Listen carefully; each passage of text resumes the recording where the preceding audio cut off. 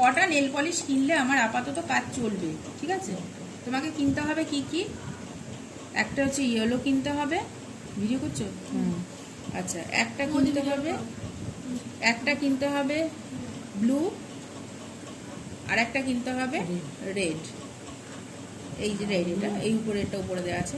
এই তিনটে কালার কিনলে তুমি সব কালার তৈরি করতে পারো। তার সঙ্গে থাকবে একটা হোয়াইট, একটা ব্ল্যাক। এই 5টা কালার যদি তুমি কেনো, তুমি যদি এখনই অনেক কালার কিনতে না পারো, এই 5টা কালারও কিনতে পারো। আর না হলে পরে তুমি পটগুলোও কিনতে পারো। পটগুলো কিনলে তোমাকে আর কালার তৈরি করতে হবে না, ওখান থেকে সব কালার পেয়ে যাবে। আর যদি তুমি 3টে কালার কেনো, তাহলে তোমাকে মিক্স অ্যান্ড ম্যাচ করে ও যে কালারটা চাইছে, ধরো ও চাইছে একটা অন্য কালার, মোটামুটি চলে আসবে বেশিরভাগ, ঠিক আছে?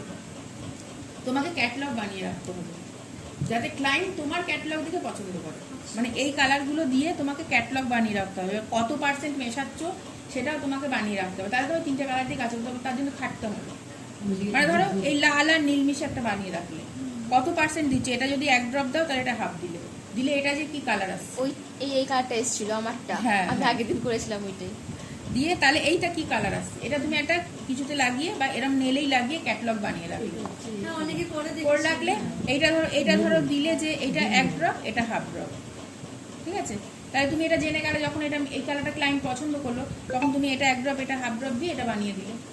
এইভাবে তোমাকে ক্যাটালগ তৈরি করে রাখতে হবে, তুমি যদি এইটুকু কালারের মধ্যে কাজ করতে চাও। এবার দেখা গেল যে তুমি এইটা কম দিয়েছো, এটা বেশি দিয়েছো, সেটাও বানিয়ে রাখতে হবে। 3টেই মিশিয়েছো, সেটাও বানিয়ে রাখতে হবে।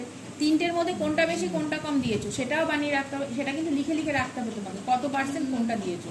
তাহলে তুমি ক্লায়েন্ট যখনই আসবে, যখনই তোমার এই কালার আমি এটা করবো, তবে তুমি তো এটার মাথায় লেখাই থাকছে যে তুমি কতটা দিয়েছো, তোমার কালার করতে কোনো